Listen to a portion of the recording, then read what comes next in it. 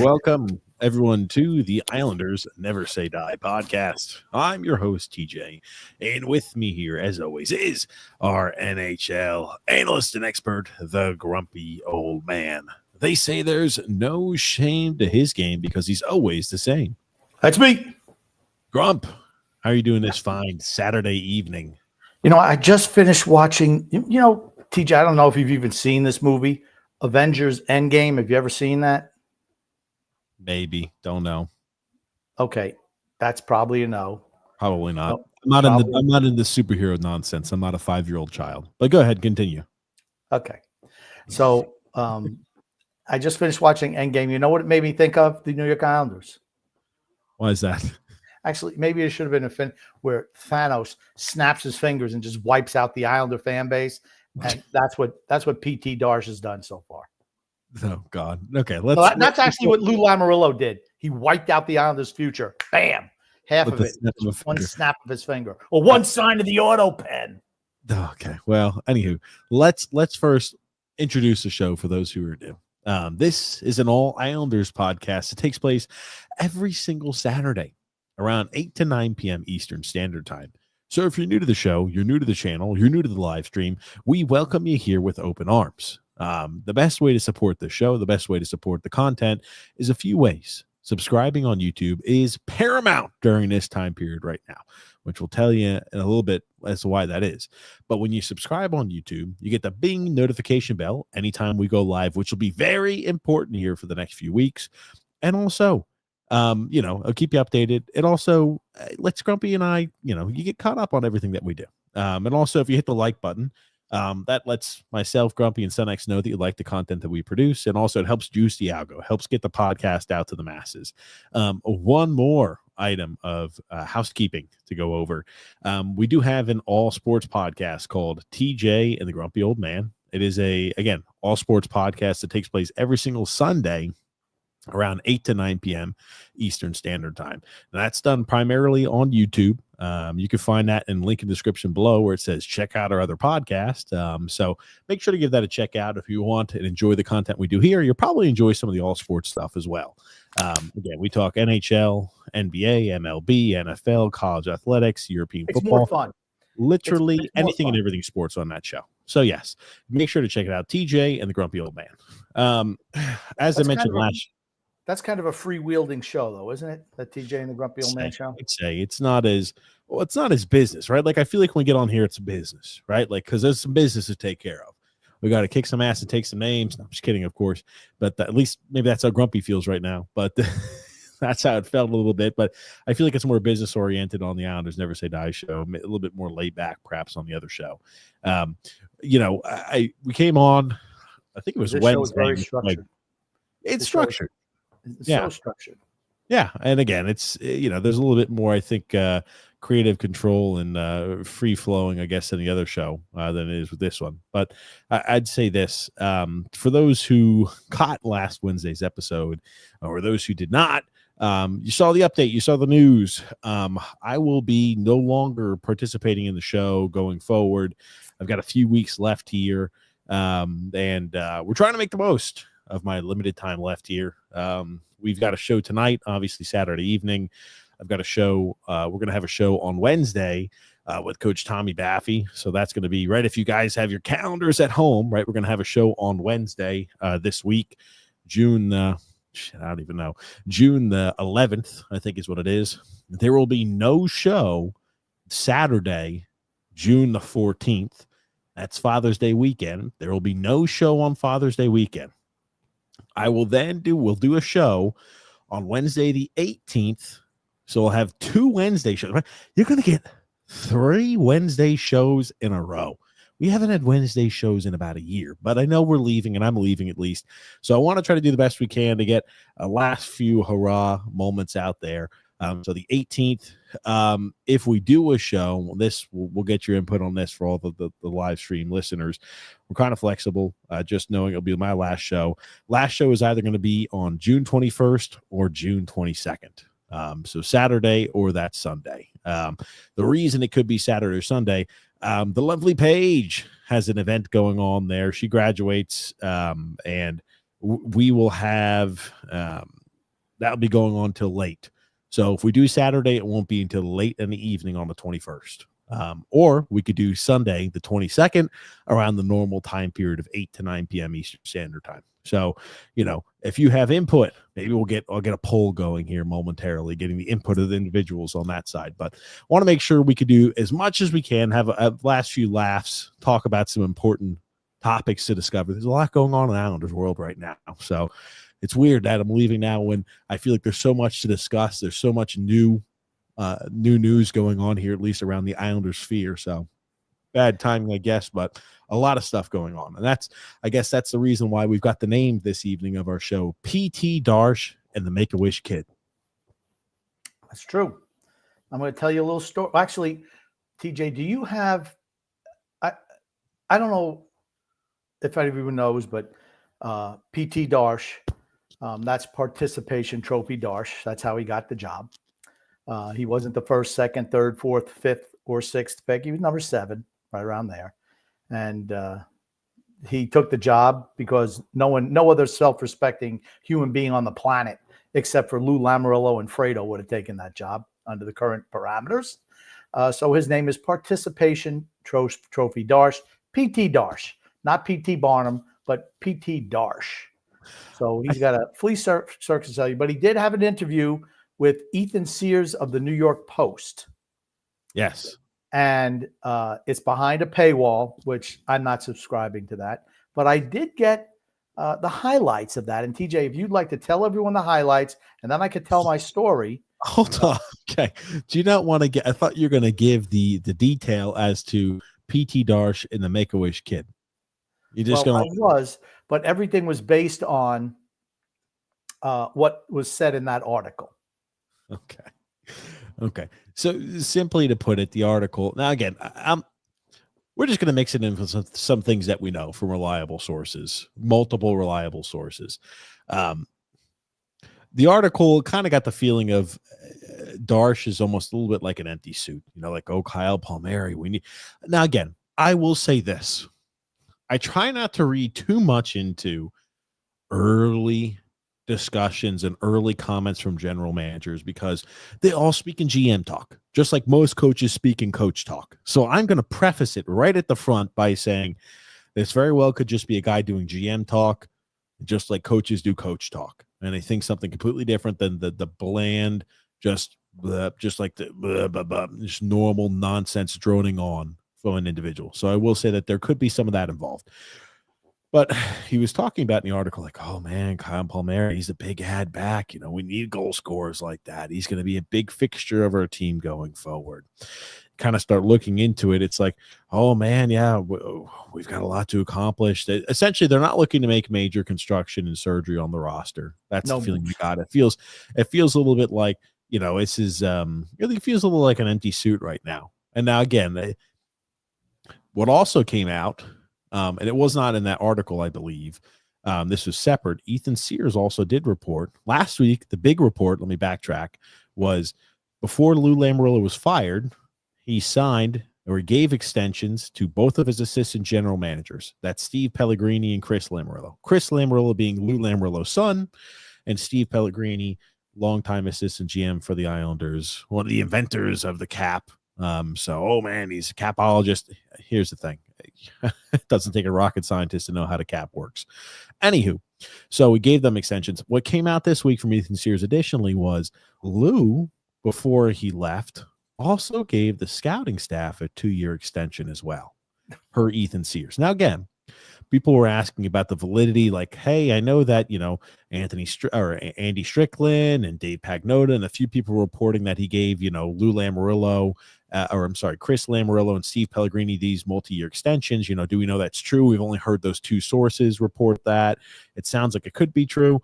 I'd say with now Ethan Sears reporting that there's been a 2-year extension handed out to the entire scouting staff before Lou left as well, I'd say that probably increases the likelihood that those stories of Chris Lamoriello and Steve Pellegrini being extended as assistant general managers, I think that just adds a little bit of credibility to that also. You know what I think? I think Lou Lamoriello was trying to do everything he possibly could to stay in that position. He figured if he extended everybody, no one with a brain with even a halfway functioning brain was going to take the Islanders GM position after they see that they have absolutely no power over anything for at least the next 2 years. He doesn't have control of the scouting staff, doesn't have control of the coaching staff, doesn't have control of Bridgeport operations, doesn't have control of salary cap, doesn't have control of anything. And that was the other thing, really quickly to interject. The Post article mentioned that essentially, he said it in a nice way, but Patrick Waugh is going to pick his assistant coaches on that team. He's got pretty much the full reign and autonomy and control to say whoever you want that feels like you're going to be able to assemble, the most complete coaching staff, we're going to give you the freedom and flexibility to do so. So he's not even going to be directly involved in hand-picking the assistant coaches for Patrick Waugh either. And what I think that means is that Mathieu, a.k.a. P.T. Darche, is just going to continue to do, what he's done the last number of years in Tampa Bay, which is pretty much nothing except, I don't know, maybe he goes out and plays pickleball or something like that. But, I mean, it certainly has nothing to do with actually running the organization or running the team. He had nothing to do in Tampa. He didn't have any – he might have been a director of hockey operations in name, but he did nothing there. He's an empty suit. Like I said last week, we got rid of an old bald guy who's dumb with a young bald dumb guy. Well, I will say this, and I have to comment on it because I was wrong on something, at least the way I perceived the position maybe he had beforehand. There's apparently a difference between director of hockey operation and president of hockey operations. Now, we have a director of hockey operations here, but what that role does is essentially it's like, oh, hey, we need to make sure the buses are lined up. We need to make sure our airplane trips are lined up. We need to make sure essentially we're coordinating everything on a high level. Oh, hey, I got to make sure we just went ahead and traded for player A. I need to make sure that his passport and his visa is good to go so we can go ahead and get him playing here on visa ABC. So like they handle a lot of the administrative work. I think that was the position where that Darche had originally. It's funny you mentioned about the pickleball thing. That's regarding Darche. Anywho, that'll come out eventually, I'm sure. Yeah, that'll come out. Give it time. That will come out. We'll give it a little bit of time. That's a little tease for you. Yeah, but I'd say this from the Darche perspective. I think, man, it's either one or two things. This ownership group, the thing this definitely does explain is nobody wanted this job as a general manager. Told you. No one wanted this job as a GM. I don't give a shit when anybody said how they're reporting this is a really attractive job. They've got a lot of people who are looking to interview. There's a lot of heat around this job. Lou extended the entire scouting staff for 2 seasons. He extended both assistant general managers for an extended time period. The head coach has the autonomy and control to pick out his assistant head coaches. I don't know.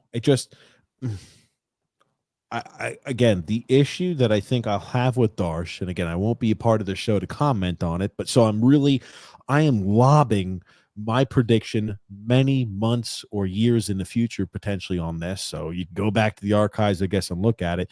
The potential concern I have with Darche is I worry that he's a mouse and not a lion. People control him and he's a yes man. They just say, hey, Darche, we're doing this, this, and this. Okay, sounds good. Alrighty, we'll make that happen. Okay, sounds good. I'm not sure what type of autonomy and control he actually has.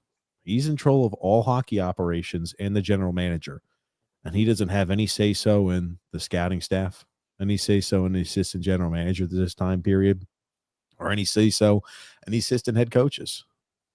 And they asked him also in that in the post interview with Ethan Sears, he's like, well, what about Fredo and Steve Pellegrini? What are they going to, well, they're good executives in their own right. And, everyone's going to be evaluated. What does that even mean? It means nothing. It was a way to sidestep the question. Like, I don't want to answer this question. Or he's not capable of answering the question. I don't think I think he was the worst hire they could have made. Looking at now, I'm a little worried. I'm a little worried about the hire already. And the worst thing is he's going to get at least 3 years. I will say this. We don't want to jump on them or anything like that, but there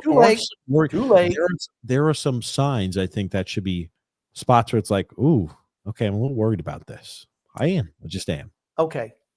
They had dinners set up with 3 prospects. Sure. They had Matthew Schaefer, who's the best player in the draft, period. Not even close for second. Not even close for second. Michael Misa second, and he's got bust written all over him to me. He's Really? going to bust out. He's going to bust out. I'm telling you Why right do you now, say he's that? going to bust Really out. quickly, why do you say that? I've been watching his highlights. No. He's not, he's an okay skater. He scores a lot of goals from in close. We already got Anders Lee for that. Do you need another guy? You're going to draft a guy like that, number 2 overall? And they interviewed him. Okay, let's say you think that Michael Misa maybe is close to Matthew Schaefer. There's nobody else close to those two. And who do they interview as number 3? The Make-A-Wish kid. The Make-A-Wish kid, James Higgins. And what he said in the interview was, I've always had a dream that I'm going to win a Stanley Cup with the New York Islanders. Okay, that's not exactly what he said. You want me to pull up the clip for you just so we can have that? Grumpy is definitely paraphrasing, and it's not 100% inaccurate, but it's definitely it's not accurate. I will, just for setting the record straight, here is the exact quote from James Higgins, and here's the question that was asked. So I think this adds a little context. Obviously, I'm sure you're going to meet with the Islanders at some point here during the combine. If they say, why should we take James Higgins with the number 1 pick, what's your response? My response would be, I want to be able to win a Stanley Cup as an Islander.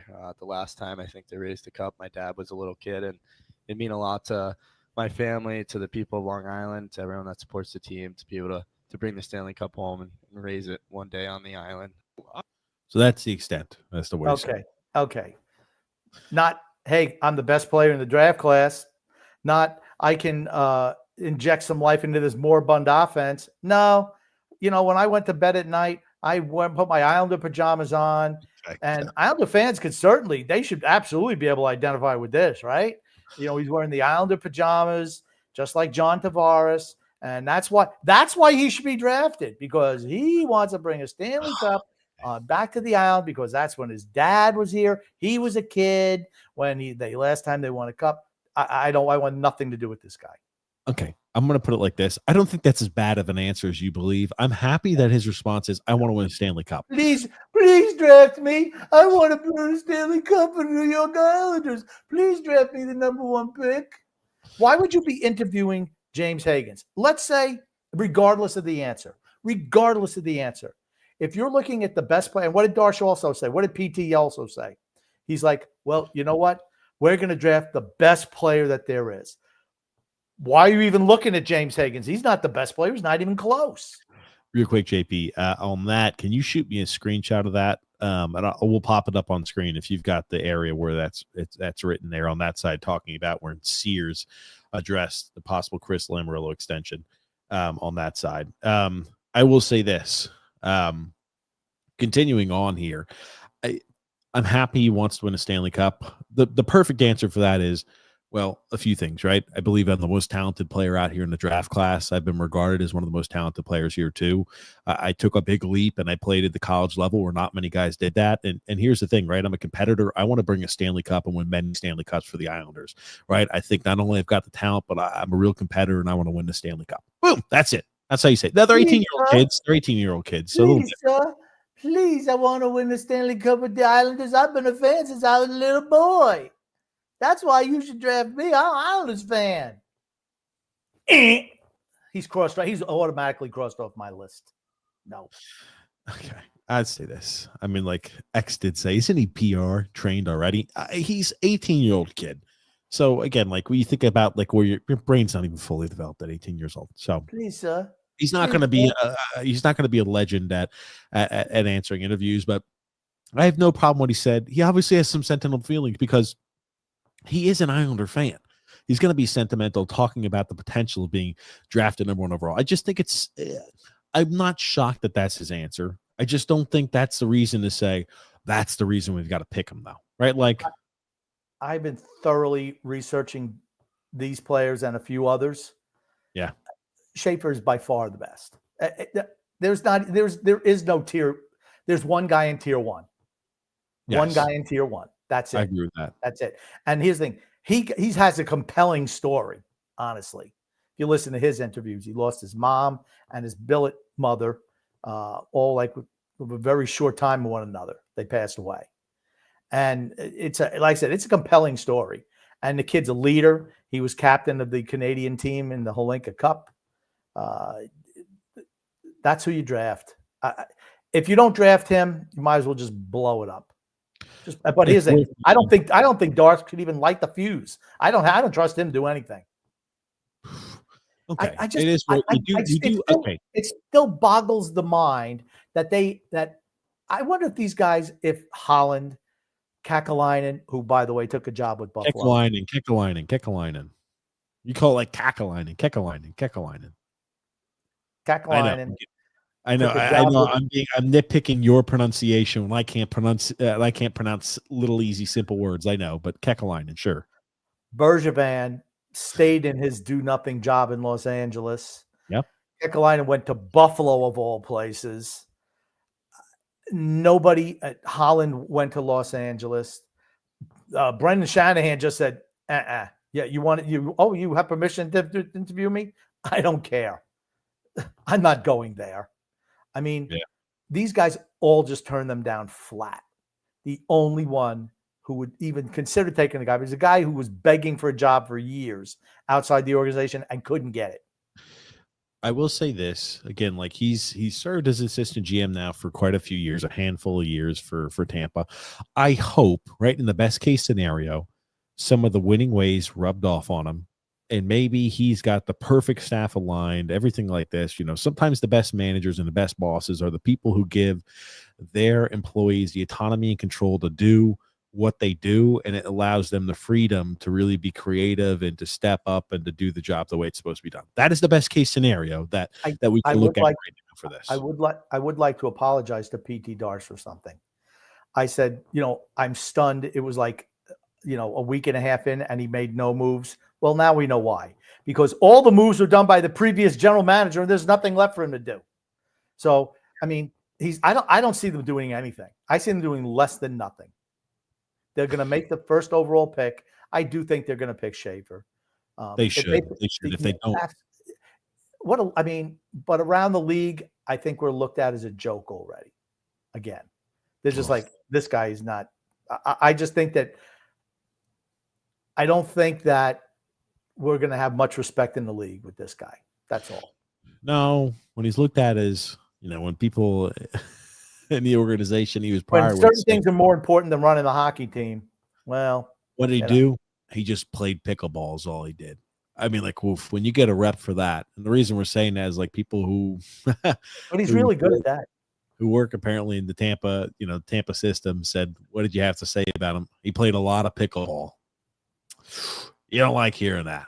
No, I want to hear guys like what he liked to do. He lived, he breathed, he lived and he breathed hockey. He breathed the Tampa Bay Lightning. He was the guy, the first guy in, the last guy out. That's what I want to hear from a guy like that, a young, hungry guy. That's what I was hoping we'd be getting at a guy like Darche. Now here's the thing. Those claims aren't substantiated. That could just be nonsense that's just floating out there in the ether. I trust the sources that we heard that from, but not good. When it's like, hey, what was he known for? What are your thoughts? And what's your initial take? And the initial take is he played a lot of pickleball.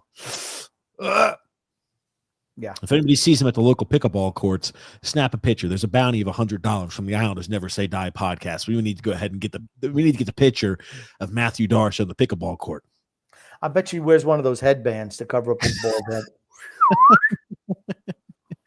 The kind I'm talking about, right? The big, not so cool looking either. The little stretchy one. I mean, but here's the thing, right? What did Tampa do? Did they even make any attempt to bump him up or keep him? Nothing. Nope. What's the only thing they did? They cut him off. And here, I have a theory on this too. They cut him off any access immediately to anyone in the organization who knew anything about the draft or player personnel, which you know what it tells me? When he started interviewing, he was going to leave. They knew he was leaving. They didn't want him. They wanted him gone. Well, I'm not sure about that. I think they wanted him gone. They made no effort to keep him. They cut him off from all things because guess what? I don't think he knows anything. You weren't getting rid of Breezeball, right? Come on, let's get rid of Breezeball. That's my point then. If a guy says, hey, I want to take a job as a GM someplace else, what are you going to say? Like, oh, we're going to get rid of our current GM? No, they're not going to do that. Breezeball has been successful there, I think, in Tampa. I don't think he knew anything about. I've already established that when you're talking with Lamoriello for 3 or 4 hours to come in, because you know nothing about the organization. And you know what it tells me? He didn't know anything about Tampa either, because they said you can't have anybody from Tampa. You can't talk with any of these guys because, you know, I don't think he knows anything. Maybe he knows you got to serve it to the ad court when you're hitting your serve on the old pickleball, that you can't stand in the kitchen area. That's probably what he knows. I bet he knows the shit out of those rules. You don't need to tell him that. You don't need to have a professional pickleballer come in and tell you how to do that. Yeah. But he didn't have to talk to Lou Lamoriello, talk about the team that he's taking over. And when his response is, yeah, we want to keep Kyle Palmieri because he's a big goal scorer. Stop. He had 7 points in 20 games without Brock Nelson. I'm sure it's great to hear, too, that he had a conversation with Anthony Duclair, and he said, Anthony Duclair seems happy, ready to go for next year. So it's like, again, like, it's a confluence, guys. Like, this is what I mean. It's not like we're talking about, hey, this is one item, or, oh, man, this is odd. Or I'm just noticing that, oh, he got everybody, but he kept these people. That's an odd thing. Everything is somewhat staying status quo. Do we not see that? Mathieu Darche recently chatted with an upbeat Anthony Duclair.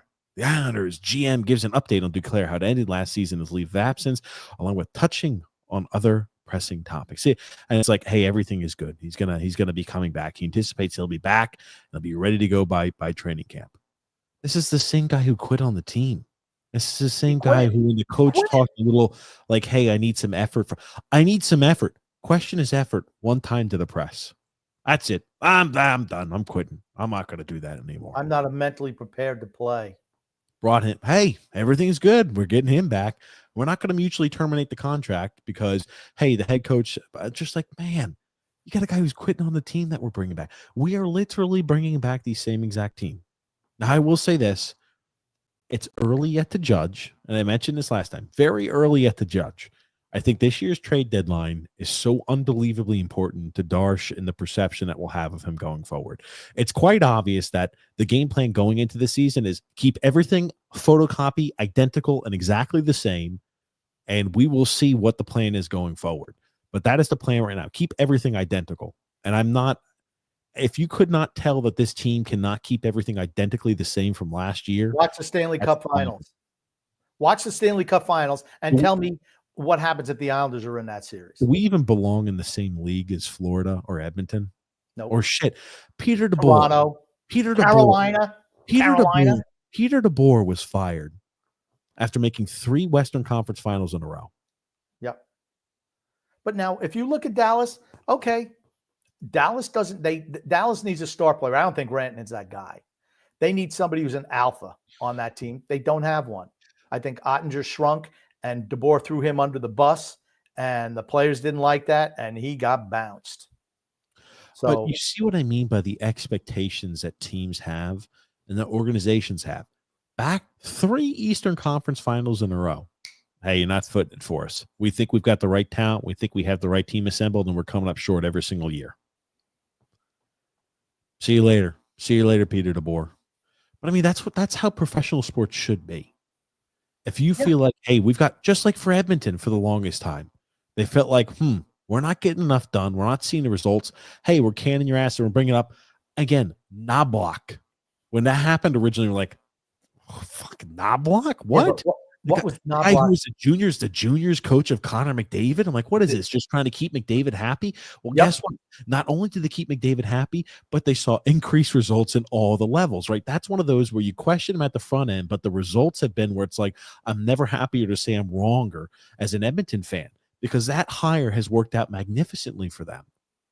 Magnificently. I just think you can't. And here's the thing. For GMs, you're going to get an extended run. They didn't bring a guy like Darche in here for a 1 or 2 or 3 year project. He's going to be here for a bit. The thing that I worry about is for him, how much was he actually handcuffed coming in? It seems like he's okay with that. You don't take a job. And like, that's what I mean. If there was other jobs out there that weren't willing to handcuff Mathieu Darche, think about it in your perspective. If I'm working a job to where I'm going to have a lot of different safety measures, I'm going to be handcuffed on what I do, and I don't have the creative control to do what I want to do. Are you going to accept a job like that, or the job where they say, hey, Johnny, we're going to let you do what you think needs to be done because we trust your ability to be successful? You know what I mean? It's just you're going to take the job where you have more creative control, where you can really express what you think the vision of the team should be. I just kind of worry a little bit of that with Darche. Is he just saying, okay, this is the offer, the only offer I've got, so I better take this? Can I just run something by you real quick? Sure. The Islanders, Mathieu Darche PT Darche is the 7th GM in Islander history. Think about that. 7. And we've had a lot of years of bad He teams. had 7 GMs in Islanders history. Only had 7. But here's the interesting thing. Bill Torrey was the first general manager, and he left, and he eventually became GM of the Florida Panthers. Don Maloney, he was there for 3 years, never got another job after that as a GM. Darcy Regier took over for 10 days. He was fired on December 12th. And then Darcy Regier took over for 10 days. I don't think he's ever gotten, I don't even count him. He's one of them. But I don't think he's ever gotten another GM job. Then Mike Milbury. Did he ever get another GM job in the league? No. Nope. Then Neil Smith. He was there for 40 days. Well, actually, he was there for 40 days. Did he ever get another job as a GM in the NHL? Nope. Garth Snow. Has he ever gotten another job as a GM in the NHL? No. Nope. Lou Lamoriello. Is that old bastard ever getting another GM job in the NHL? Probably not. Nope. And guess what? Mathieu PT Darche is also never getting another GM job in the NHL after he gets bounced out of here. Now, and I think they did mention it. I don't have the exact quote, but if somebody could send me the screenshot of it, and I want to make sure I'm trying to paraphrase here, but from the Post article, I believe Sears also asked him about the extensions, and that I think you touched on a little bit there too, Grumpy. They essentially said, we got to see what we have there, and guys like Chris and Steve Pellegrini, they've been real professionals, all this other stuff in their own respect, in their own right. He just kind of GM'd his way out of answering the question, essentially, is what he did there. So he didn't answer the question, I think, was, hey, were they given extensions essentially before you joined and came on by the prior GM? But again, it just reeks of incompetence from ownership. Again, as I mentioned all of last show, which bothered me, it still does, and it looks even more bothersome now. If you were going to, as an owner, and you were considering firing the general manager, why did you let him sign back both of the assistant GMs? Why did you let him start rubber stamping deals with what would have been UFAs and players that are on your roster? Why did you let him extend the scouting staff for 2 seasons? Why did you let him? Why, if you were getting rid of a guy like this, did you start allowing him to sign all of these players in roles and these people who were in management and these people who were in your staffs to multi-year extensions? If you're maybe going to be getting somebody new in charge, they're going to want to bring their own people there. Not saying like, oh, hey, if I got there and like, oh man, I love the scouting staff, we're going to keep him in charge. You want to give the guy the autonomy and control, but it's just like, quite obviously, it looks like they understood that, and Darche understood he wasn't going to have that autonomy and control early on. I don't know what to say about that.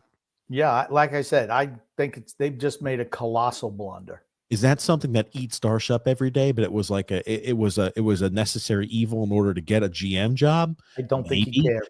But then you're in a spot where it's like, okay, if you're willing to accept any GM job now, and you know the parameters that were set by the Islanders, that means you were probably willing to accept any GM job before this one too. If the Anaheim Ducks came to you and said, hey, we're looking to bring on a new GM, Mathieu Darche, are you interested? He would have said, absolutely, I want to be the new GM for them. He was willing to accept any GM job that came his way, is the way that looks to me, though. He wasn't the first or the second or the third or the fourth on our list of guys to hire. I mentioned in the offseason I'd be happy with a guy like Darche. I really did. And again, I was happy over the moon a few episodes ago. Like, this was the backup quarterback. And I said this, everything is on cloud 9, sunshiny and rainbows. I have some worries early on. I don't think he's a lion. I think he's a mouse. I want a lion up there as a GM and the leader. He sucks. I gave him 2 weeks now. Nope. I'm out on him. 100% out. 100%. I'm not there yet. I am. Absolutely. Like I said, if he was a real GM, he would never have accepted the job. Lou Lamoriello was like Hyman Roth. He orchestrated this beautifully. He just re-signed everybody to extensions, and he was hoping that they're going to say, well, gosh, if everyone's going to be back for 2 years, we might as well keep the old man. When he begged for his job, he begged for it on his hands and knees like a dirty old balding dog that he is. And they still said, get out, you useless old mutt. But you know what? His filthy little fingerprints are still all over the organization. All over it.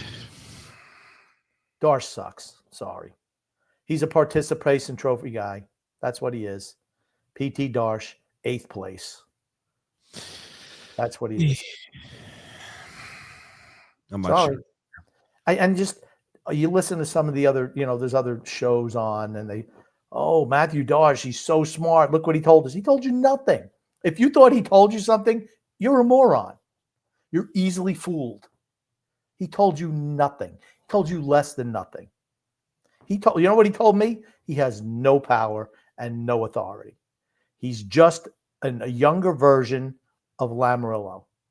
Young, bald, and stupid, as opposed to old, bald, and stupid. That's it. No difference between the two of them. Yeah. Well, oof. And he'll get at least 3 years on the job. He'll get at least 3 years on. He probably gave him a 5-year contract, and he'll probably see 3 years, and the team will be bad because he doesn't know what the hell he's doing, or he just has no power. What was the one thing we said that had to happen this offseason? You needed to have change, right? Had to have change. Had to change up the minor league system. Had to change up the scouts. Had to change up the draft room. Those are things you had to do, right? That was our number one. I mean, you can't be happy not bringing in one. You brought in one player in 7 years, and actually more than that, but one player in 7 years under Lamoriello with that scouting staff. You brought in one guy who contributed to your roster in 7 years, and you think they deserve 2-year extensions? It's not, to me, it's just non-comprehensible.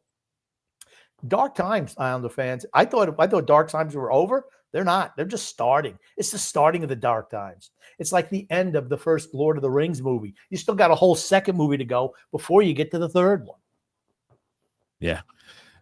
Here it is. I did like this by Stephen Rosner. He said, per the AHL, 92% of the Let's Go Oilers and 67% of the Florida Panthers team was developed in the AHL. Yeah. Just think about how few guys are developed on our team and our roster through the AHL, through our actual organization. I'm not saying, oh, hey, guys like Palmieri, other players like that. I mean, I think Palmieri's American, so maybe not him. But, he was, I think, through the college route. But, guys have been developed, but just not through our AHL system, which is the unfortunate thing. But what are the reasons? It's not like we have an overabundance of talent. It's not like guys leave this organization and turn out to be stars somewhere else. It's because the people drafting them and putting them in the system, it's a combination. Poor drafting because they don't know what the hell they're doing on the scouting side, and the lack of development in the AHL system. That's it. Carter Verhaeghe's the one guy that you could say, we had him and we blew it on him. But he went to Tampa first, and he didn't make it in Tampa either. So, who knows? But how many guys have left the Islanders organization and turned out to be stars somewhere else? Oh, this should be fun. I love this guy. Fun. Now, he's an analytics guy. Jay Fresh is the analytics guy. I'll say this. But it was funny. It was like, this was back in April. He says, the question on everybody's mind is, what's next for Chris Lamoriello? I recently discovered that in 22 seasons of managing AHL teams in his dad's organizations. I always love that. That's it. He's always been daddy's hip. His squads have qualified for the playoffs only 4 times, with 5 total postseason games, 1 and 0 postseason wins in 22 seasons. Now, I love that. Playoffs, no. 4-1 loss. Look at this. It's just about as bad as it gets. And you can add, Bridgeport Islanders are the worst team in the history of the AHL this last season. Or I'm sorry, it's bad. Bad as it gets. How does a guy like that keep his job? And how does he get extended? Oh man, I'll say this. That's when he was with the Toronto. That's when he was at the Toronto organization doing who the hell was what, selling popcorn. I don't know what the hell he did. JP says here, TJ, on the 529 Ethan Sears article stated no changes on Fredo and Pellegrini contracts. if you could just send it to me, the way I took that quote that he had is it was like, I'm essentially just sidestepping the question. That's how I took that response. Again, like I don't have a reason to think Andy Strickland, who is a beat writer for the St. Louis Blues, would be making things up, right? Like he has nothing to benefit to like, oh, I'm playing a mastermind plan over there. I just don't think that's the case. So if somebody send the actual quote, because I do want to read it. Of course, I won't be able to. Let me try to pull this here. I'll try to pull it up. Anywho, simply as it gets, I'm not all the way out on Darche. I will say I am concerned. Again, as I mentioned, it looks like he was heavily handcuffed to start this job. And again, it makes me wonder if you were a guy who was okay and satisfied being heavily handcuffed, stepping into your new role, you probably were willing to take any role that came your way. That is my first assumption. Okay. If you agree with that assumption, then you will agree with me in the fact that if he was willing to take any role, he probably had interviewed for multiple other spots and GM spots and didn't get the job. Makes you wonder why is that. That's all. Why? The Islanders need change. Everyone acknowledges it. What kind of if everyone is there from previous regime for the next at least minimum of 2 years, what type of appreciable changes are going to be? I want to get faster. I want to get younger. Remember that. That was him too. I want to get faster, younger, all this other stuff. Same exact buzzwords. That's what Darche said in his first interview. It's just like, and how do we do that? Re-signing back Kyle Palmieri to a 2-year extension. Re-signing back Adam Boquist. And then Boquist's contract's not bad. Hey, we need to we need to mend the relationship with Anthony Duclair. Okay. How are we going to get younger? What are we doing?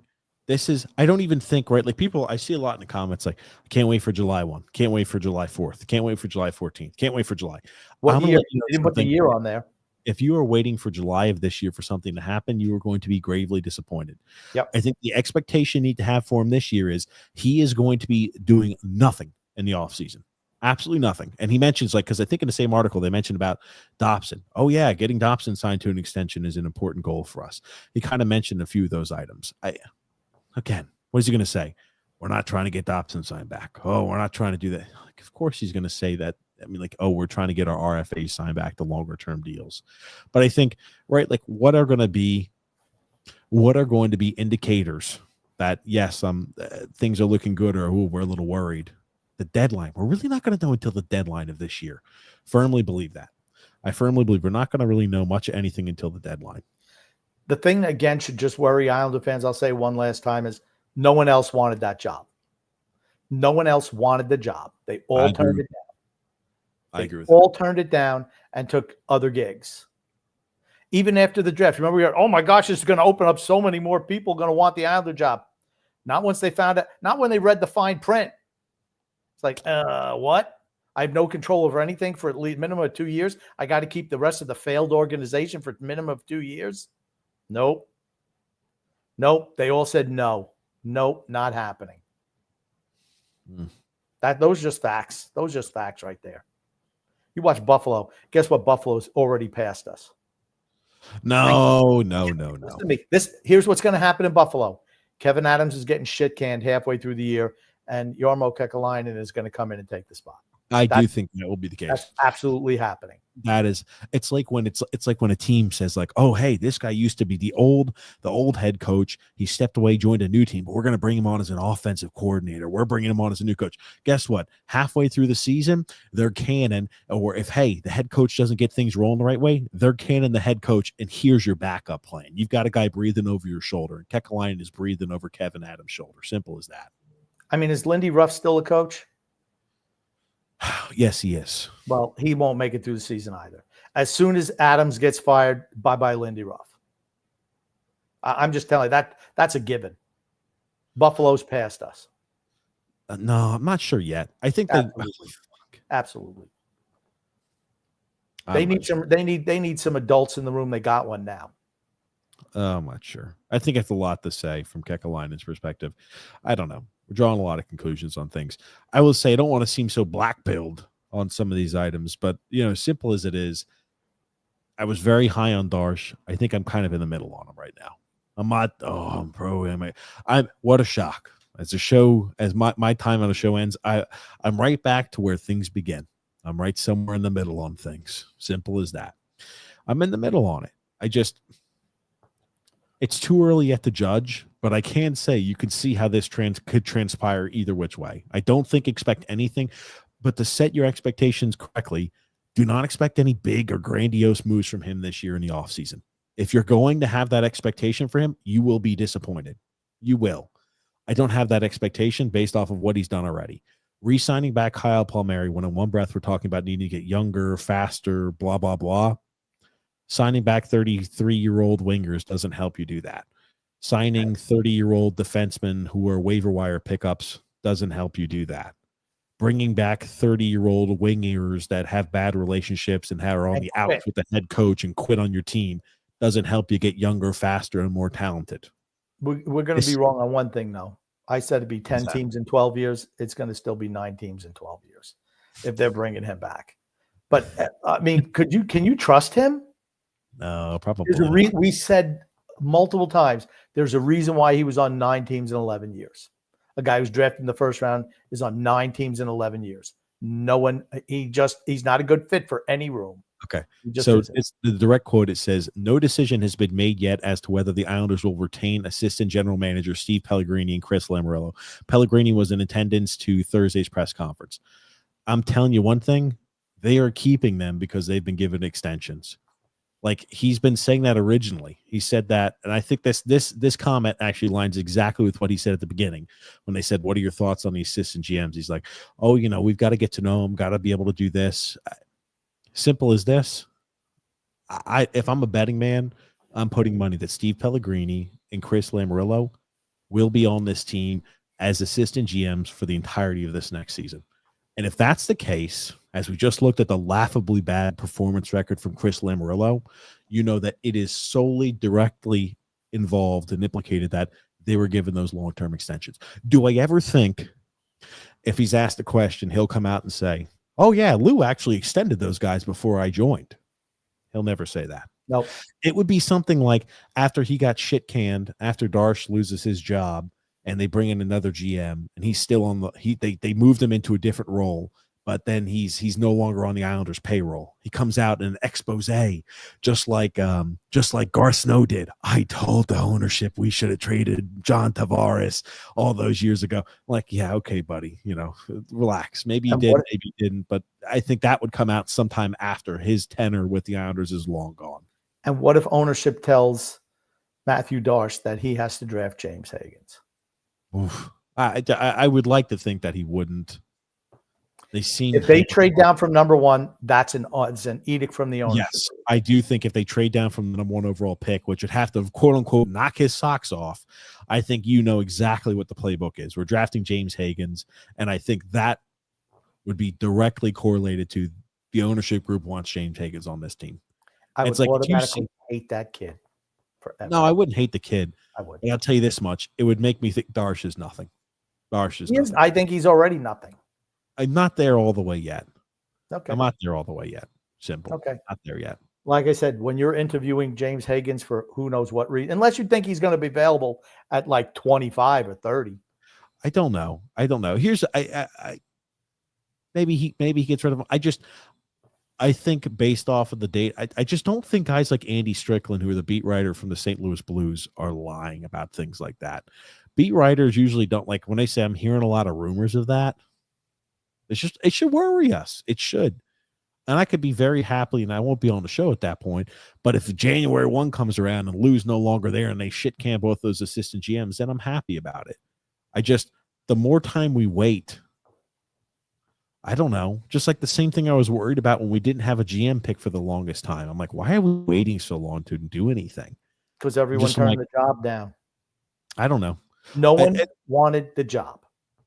And when you look at it, they say, we've extended the entire scouting staff for 2 years, reported by Ethan Sears, confirmed by Ethan Sears. Do you think maybe he extended those other rumors that he extended the contracts to the 2 assistant GMs might hold some water too? I think it does. So who's coming in? Everyone who says, "Oh, he's going to bring in everybody from Tampa," where are they going to fit? They don't have. There's no openings on the team. They could bring in a person, an ancillary piece here or there from Tampa, but it's just like Usually when a GM comes in, when Lou Lamoriello came in, what did Lou Lamoriello? And again, Lou did immediately. He caused an immediate positive impact. He did. Again, as I've said, Lou does deserve credit for what he did. He did bring immediate legitimacy to the Islanders organization. He did that. People will try to argue it, but I think he verifiably did. He brought Sorokin in. He brought Barry Trotz in. Those were his 3 biggest accomplishments, and he did them in the first year. The first like 365 days. He was good for 2 years. And that was the service. They should have got rid of him and cut the bait then. After the bad Eastern Conference, after the Eastern Conference Finals runs were over, we should have looked to change directions. We should have. Yep. But simple as this. What did Lou do when he first came in? Did he keep the same head coach? Did he keep the same coaching staff? Did he do? No, they changed everyone. No, he kept the same scouts. Kept the same scouting system. I'm sorry. He did keep the same scouting staff. Kept Fredo, kept the Bridgeport guys. Albeit, how much did we actually use the scouting staff? We only had, 1 first-round pick in his entire time period as an Islanders GM? No, the first year we had Dobson and we had... That doesn't count. Dobson that doesn't count. Yes, he was there. He took over like 6 days before the draft. He had 2. Cole Yzerman and Simon Holmstrom. That's it. It is 6. Was he here for 6 years or 6 years? 6 drafts. 7 years. 7 years. Was that including the Dobson and Wallstrom? So I'm going to give it 6 drafts. 6 drafts where he had the ability to make an impact. We only had 2 first-round picks in 6 years. It's quite obvious he was not looking to utilize a lot of draft picks. That's just not something he did. When you look historically, what he did, he traded in the way like nobody else's issue because he wanted to compete for a cup now. Well, but most times guys do make changes top to bottom. I mean, now Lou didn't fire the AHL general manager. I wonder why that was. You think maybe it had to do with the fact that it was his son? Because he sees him at Sunday dinner every week. But most times if somebody says, oh, wow, and he didn't want to listen to his wife's mouth. You know Fredo has to have a job. You know he's not capable of getting a job on his own. Ever since you got him that paperboy job delivering the Providence Journal back in the 1970s, he's never have been able to hold a job, Lou. You know that. Here's the thing. Even if he just fired Chris Lamoriello and not Steve Pellegrini, I'd say, okay, gotcha. Darche has control. Even if he fired one of the guys, I'd say Darche has control. When you look at, as we just brought up, Chris Lamoriello has been an AHL general manager for 22 seasons. Only 4 times, or is it 5? I think, let me pull that back up. I got to get that tweet pulled back up. 4 times. And they won 5 games. 4 times did they make the playoffs in 22 seasons, and they've only won 5 playoff games in 22 seasons as being an AHL general manager. We're going to have important prospects that are going through our AHL system now. We're going to have your Cole Yzermans maybe spending some time down there, depending on how Cal Ritchie looks. Let's say he comes up and he's like, oh, we're not necessarily ready. Guess where Cal Ritchie's going? To the AHL. Guess where guys like Danny Nelson are going after they finish up their college career? To the AHL. We have to have our AHL in order. Simple as that. If those kids want to develop and have NHL careers, they should stay in at their college job until they maybe go through their master's program, so that everyone will be out of that Islanders AHL organization, so they won't get ruined there. They haven't developed anyone. They didn't even develop Simon Holmstrom. Patrick Waugh developed Simon Holmstrom. Oh, yeah. Now X has a couple of comments. You know, he said that somebody should frame Fredo, force him to step down. I mean, whatever they need to do at this part, but like, I seriously though, are we ever going to see him come out and say, yeah, Lou did that to me? All we're going to take right now is the rumors, which are brought up by people who are not in the Islanders sphere and in the Islanders sphere. And we're not firing the guy who's been a GM for 22 cumulative seasons of an AHL team. Working for his dad. You have to working for his dad. I'm sorry. Yes, it's not even like it was merit-based. Like a whole bunch of these other teams and other organizations have hired him. It's always been whatever team my dad's been the GM for, I've been the GM of the AHL affiliate team, because my dad's got me a job doing that. When you look up Nepo baby in the dictionary, you see Fredo's picture. In 22 seasons, they have won 5 playoff games. 5 playoff games. You think winning 3 playoff games in 4 seasons was bad, like we criticized Lou for? His son has won 5 playoff season games in 22 seasons being an AHL general manager. That is abominably bad. That is horrible. You just figure by the sheer luck of it, you'd squeak in and maybe win 2 or 3 games, 4 or 5 games in a playoff push, in a playoff run. 5 playoff games in 22 seasons, and you're like, I don't know, man. No new news on him. We're just thinking about what to do with Chris Lamoriello. And That's all you need to know. If Fredo was any good, don't you think he would have gotten a shot as a general manager in the NHL if he was any good? Of course, it's tough. How do you sell that record, right? And here's the thing. Jersey used to have good prospects down there, and he still failed. It's just a failure. You know, they always say, you know, that the son cannot outdo the father, usually, if the father's really good at something. And this kid has outdone his father. He's been way worse than Lou's been in the last 4 years, which is almost hard to fathom.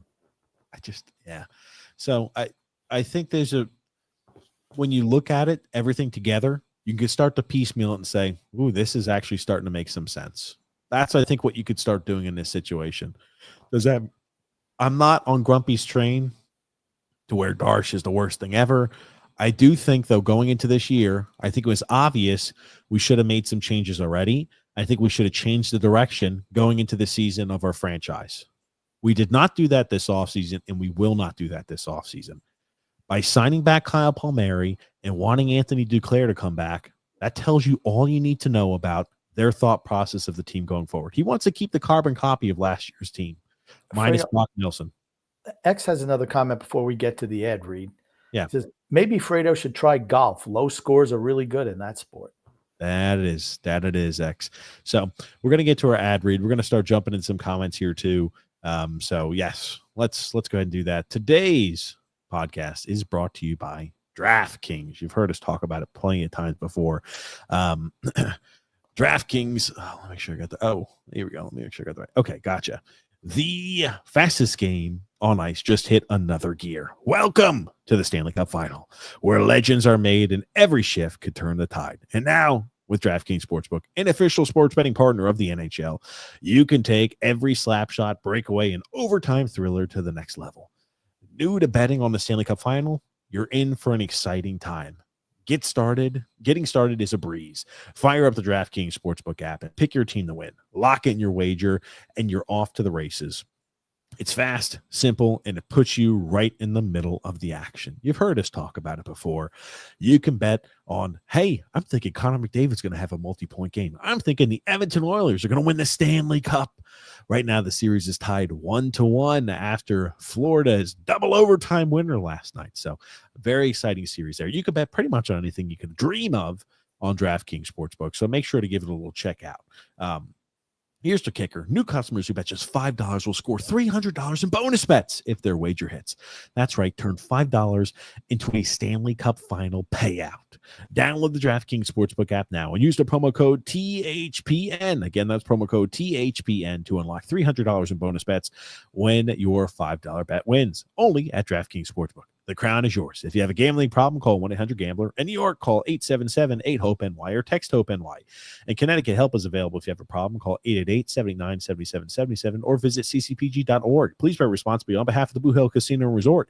You must be 21 years or older, and age varies by jurisdiction. Void in Ontario, but the bet must win to receive the reward, and minimum minus 500 odds are required. Bonus bets expire 168 hours after issuance. For additional terms or responsible gaming resources, see dkng.com/audio. Very nice. There it is. Let's start jumping into some of these comments here. Okay, let's get it. Oh, okay.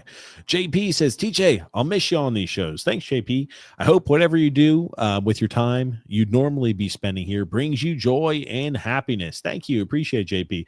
We'll just be spending more time with family, everything like that. So that'll be enjoyable. So yes, I appreciate it, JP. I'll miss the show. I'll miss the interaction I have with everybody. I'll miss, there's a lot of things I'll miss about it. But yeah, it's, just kind of had to happen. JP also says, you won't miss watching the Islanders product every night though, will you? I'll still watch the Islanders. Maybe not as religiously as I had before. And I will not be spurging out and getting upset and angry when their team's just doing stupid nonsense. I could just turn off the television and say, I'm done with them. That'd be kind of nice. JP Grump. Good evening, gentlemen. Has there been any verification of the Fredo Pellegrini rumors as of now? I've been looking and still haven't seen anything outside of the OP's reporting. Not that it's false. Yeah, I think we touched on it too. Again, I don't know if we'll ever get verification on that. Just the beat writers from other teams commenting on it. You know, Dave Pagnotta, who I don't usually don't like it, but he confirmed that other beat writer. And again, he's probably making shit up, in my opinion. But Andy Strickland, another beat writer, mentioning that, I think does hold some credence.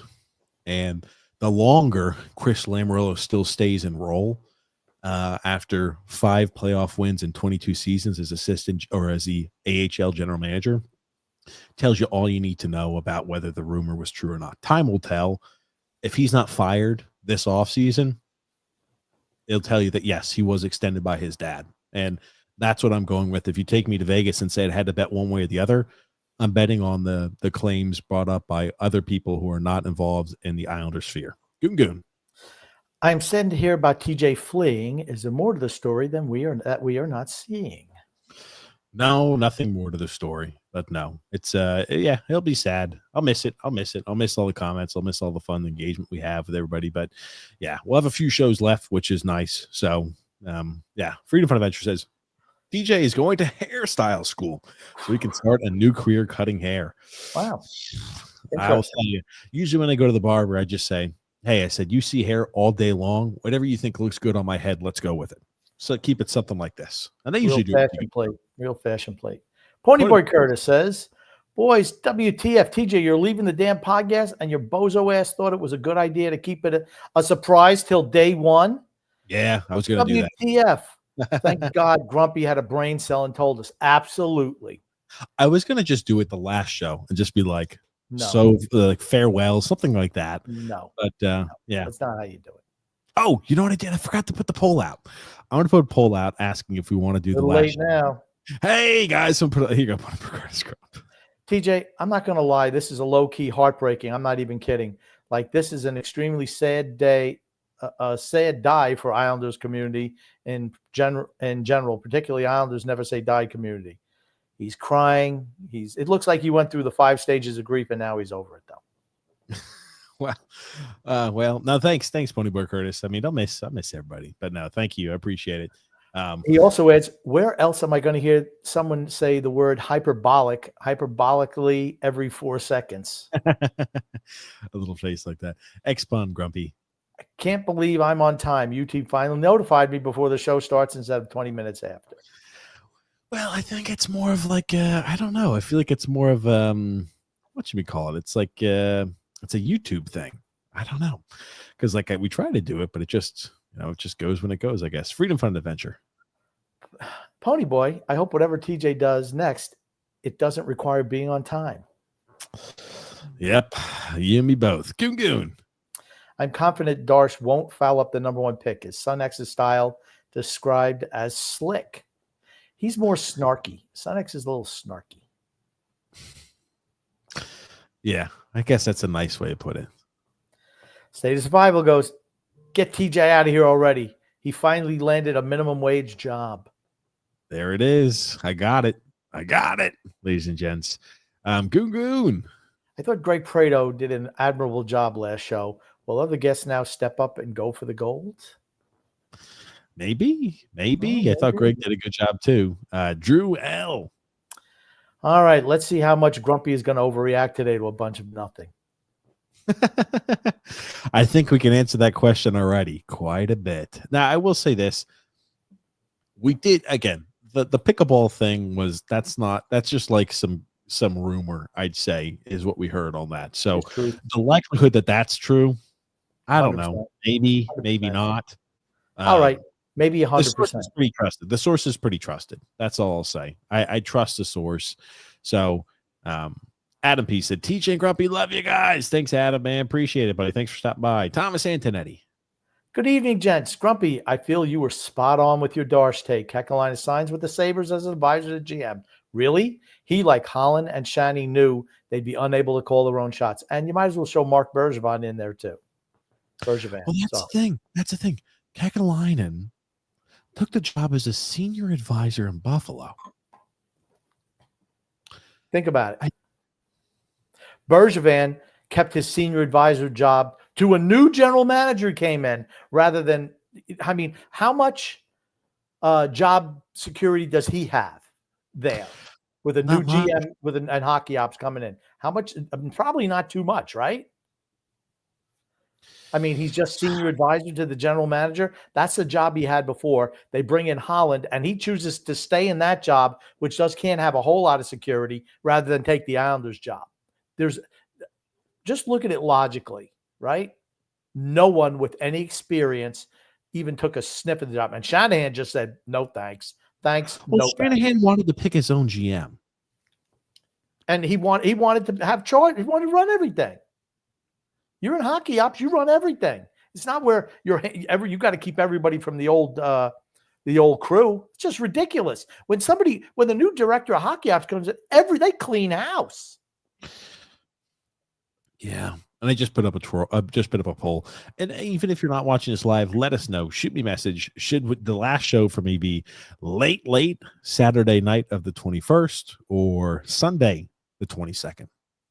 We want to make sure we'll be fine. If we got to get a cup of coffee out or some energy drinks, we'll do that. But yeah, I think, man, the Kekalainen thing too is just like, oof. I don't know. They interviewed Kekalainen quite a few times. We know that for a fact. They interviewed Kekalainen quite a few times. He was sitting at his house, but he took. And I will say, I think maybe that Kevin Adams being canned halfway through the season, Kekalainen stepping in as a new GM probably lines up with what could happen there. Because he didn't feel he had any power here. That's why nobody wanted. No one wanted a job. Maybe he'd have power over time, but you were going to step into a role where immediately you had no power and say so. Okay, you're hamstrung. I think ownership determines who they wanted to. They determined that Patrick Roy was going to stay. That's at least my opinion on it. I think they wanted Patrick Roy to stay. When Darche comes in and says, I didn't really have any knowledge or experience with Patrick Roy as a head coach or as a coach or anything like that, but I had a conversation with him and I think everything is in good order. He's going to stay as our head coach. One conversation and you determine that he's okay to be the head coach. The guy's had a pretty subpar performance so far, hasn't he? You're going to let the guy that you had one conversation with early on say you can pick who you want as your assistant coaches. I think there needs to be a tandem, right? I've always said this. The general manager and the head coach need to work together on piecing the coaching staff together. But when you just say, hey, I'm just giving creative control over that to Patrick Roy, worrisome. Assistant GMs signed to extensions, or, hey, we're not going to comment on it yet. And the entire scouting staff renewed for 2 years. I don't know. I think general managers who've had experience, like Kekalainen, like Bergevin, like Holland, saw that and said, what type of Mickey Mouse clubhouse is going on over here to where everything I would like to change up, I can't do for a few years because they just got extended. Jeremy Ford Hamlet. What would it cost to walk away from the draft with both Schaefer and Misa? It's not happening. It's not happening. A lot. They don't have enough assets to get up to number 2. They don't. Do you think the Sharks, if we select Schaefer first overall, you think the Sharks trade back? No, I think they'll take Misa. Okay. Makes no sense.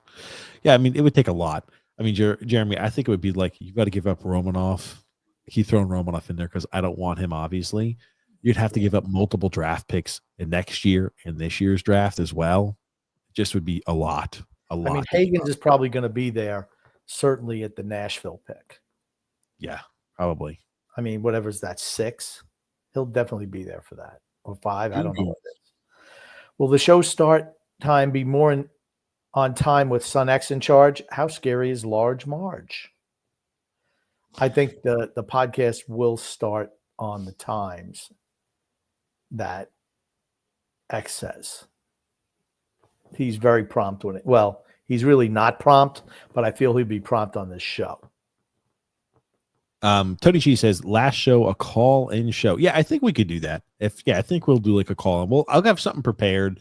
So like if you have anything you want me to read off, like the last show or anything like that, I'll have that compiled through. Tony, I'm gonna try to compile all the clips like to do like the best of. So we'll get all that prepped up for the show. Too. You guys like DB Cooper, defensive back Cooper. Defensive back Cooper, all the hits. When Lou traded away our first round pick for Alexander Romanoff, all of the hits will be there. Weather and Aviation, the podcast will still go on. I just will not be a part of it going forward. Yes, the show will still go on. Be Grumpy and Sun X probably, and they got creative control. I'll help them any way I can, as they know. But yes, there will be some changes upcoming. Thomas Antonetti.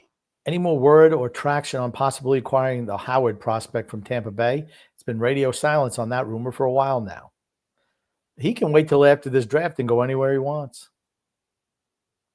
Is anyone going to trade anything for him when he says, he wants to pick where he goes? I don't have much faith in Darche doing anything, honestly.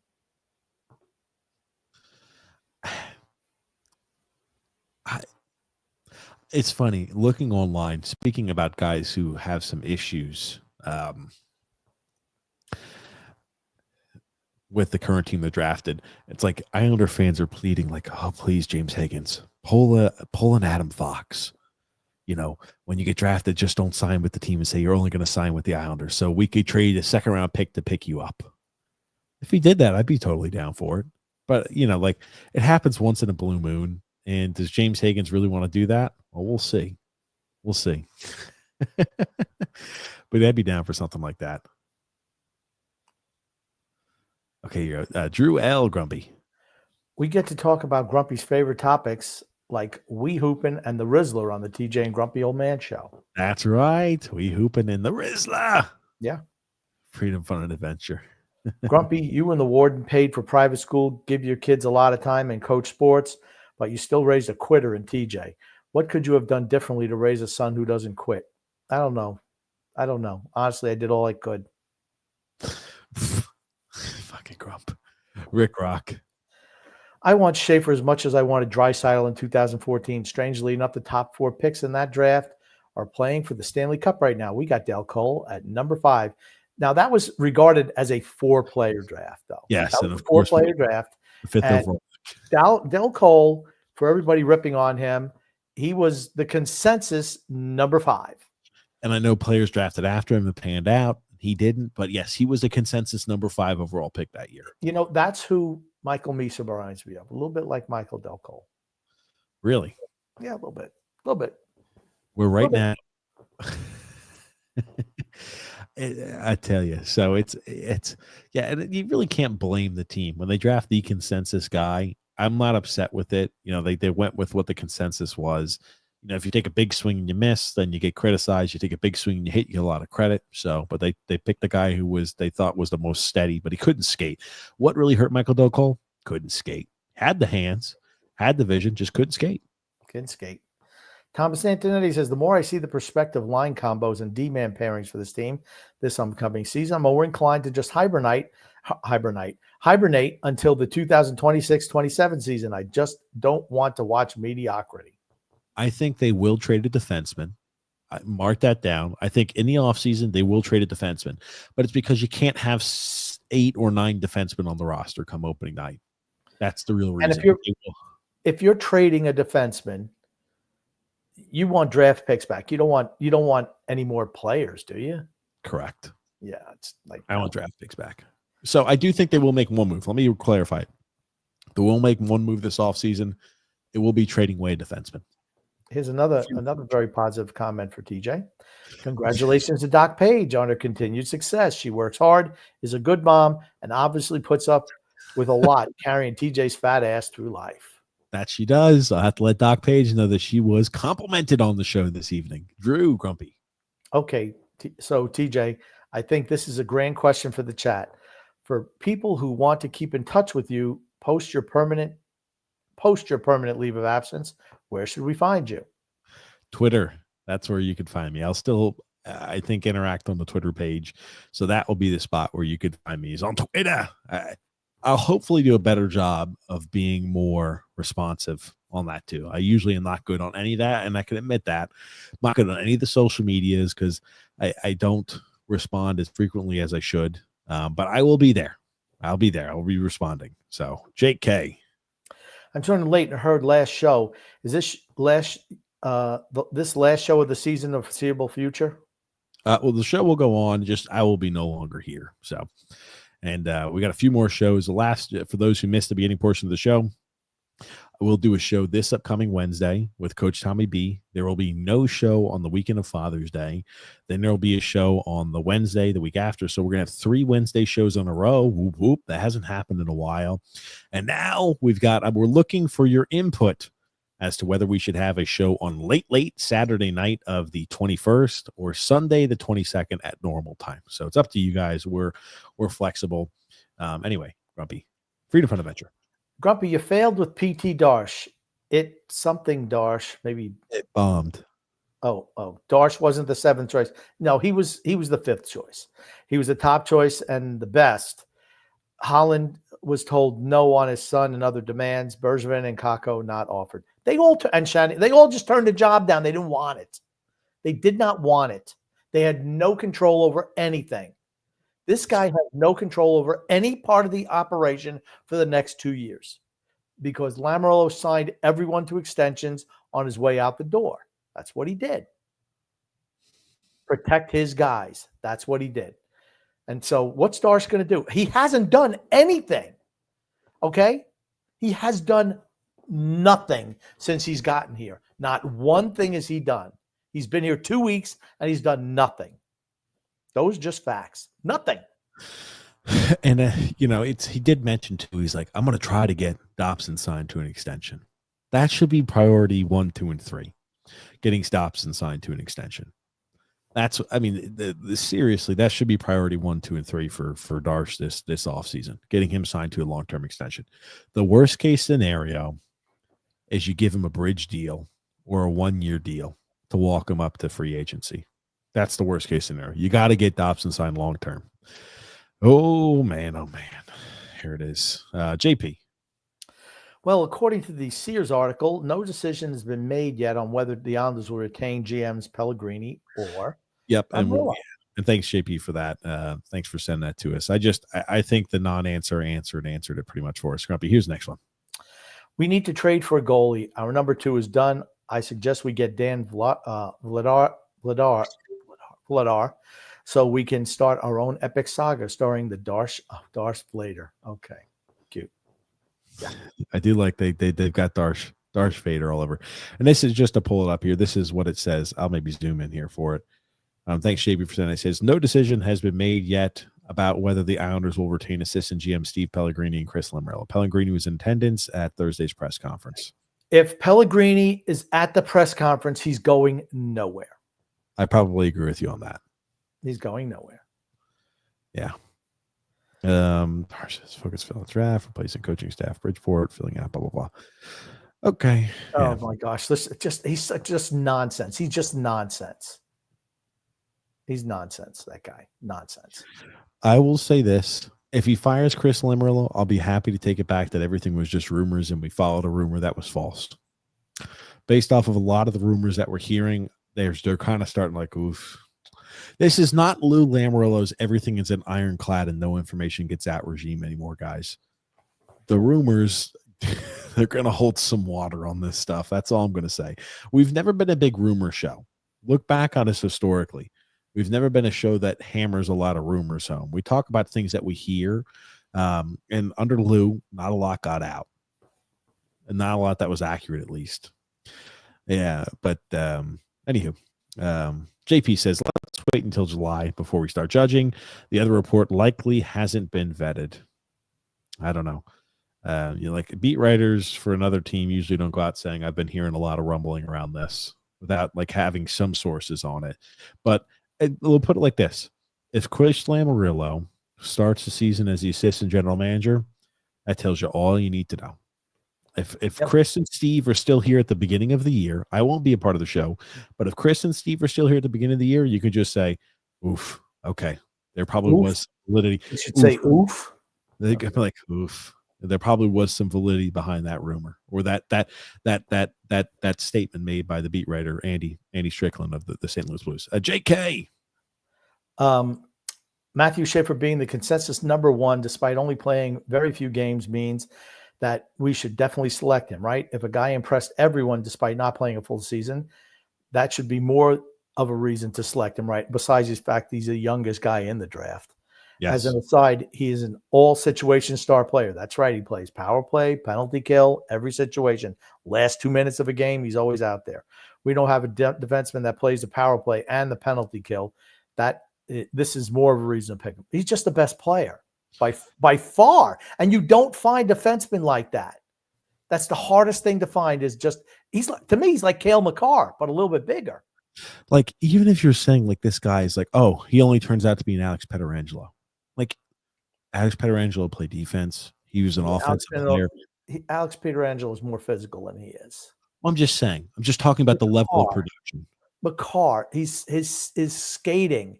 He's a more physical. Now he's skinny. Did you see him at the combine? Well, he's 17. He's a 17-year-old boy. He's 6'2", 186 pounds with shoes on. He's a 17-year-old boy. Like I said, he would never play for me next year. He should go to college. He could play in college for a couple of years and then come back and play. I don't know. It's 186 pounds. Man, I saw that. I'm like, holy shit, Grump. I haven't weighed 186 pounds since I was like in 6th grade. Well, I don't know. They also had a thing on where guys ranked at the combine, and he was like in the top 5 everywhere. Number 1 in most. And really? Fastest skater, best 4-corner drill skating. He's the best skater in the draft as a defenseman. He, if you watch his highlights, and again, they're only highlights, it's noticeable. I've been watching full games where he's on so I watch every minute, every second that he's on ice. And I watch him like, this kid's the real deal. Yep. You get more watching his full shifts as opposed to anybody can look good in highlights, but you look at the full shift and you just look at his spatial awareness. I'm not saying he's perfect. I mean, he's not perfect, but you look at him for a 17-year-old kid, he's damn good. I was in the boat of saying, why the hell would this kid who's only played 17 games be number 1 prospect? He's been number 1 prospect all year, and he only played 17 games. I thought it was a Higgins kid. Then I watched him play. I'm like, holy shit. Yep. He's good. Yep. He's good. Really good. It's a no-brainer selection at this point. No-brainer. You can get a winger. You can get a winger anywhere. Getting those true number 1 defensemen is really, really hard. I'll say this. The vote ended pretty much at 50-50. 52 to it literally ended at 50-50 with 24 votes. I will post on social media and I'll try to get the feel for what people are saying, whether we want a late show on the 21st or a show on the 22nd on that Sunday. Because we're gonna, true. Drew says 2 Eastern Conference appearances due to COVID doesn't overshadow Lou's failure as a GM, and it seems that fans are now starting to realize it now. Good to see. Well, I called it I called it honestly after the first year against Tampa. They didn't go out and try to get better for that second shot at Tampa. And the next year, they did nothing in the offseason. Even after getting 1 game away from the Stanley Cup Finals, he did nothing. That was the end. I was totally out on Lamoriello after year 3. I was kind of 3/4 out after year 2. Not year 1. I was fully in on year 1. Year 2, when he didn't do anything after losing to Tampa in 6 games in the Eastern Conference Finals, I was like, he's got to do something this offseason. He didn't. And I was fully out after year 3. And I've been fully out ever since. The first 3 years, I just mentioned, the first few years were good under Lou. It just got progressively worse. The thing that really pissed me off to no end was giving away Devon Toews for a bag of peanuts. And it just got worse, progressively worse and worse and worse over time. Freedom Fund Adventure.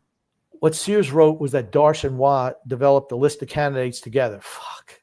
Waugh began interviews, keeping Darche updated. They will continue to finalize and vet candidates together. Okay. I do think they should have some say-so, but okay. It's Patrick Waugh's doing all the work, and this guy's just a freaking rubber stamp. He's a rubber stamp. The way that should usually be done is Darche goes ahead and compiles a list, and he says, these are some candidates that I like. What do you think about them? This is the order I have them in. What's the order you have them in? And we'll go on a ranking scale. Great. If they're number 2 on your list and number 2 on my list, fantastic. Let's make that one happen. Oh, this one's number 1 on my list, but number 17 on your list. Why is that? Why are we so far apart? Let's discuss. But like, it should be Darche comes up with it. He interviews, he creates his list. Then Wah has a chance to speak with him and shares some information on him. Can that be workable? Is it not workable? What don't you like about him? This is what I'd list, but I'm willing to change my list up a bit.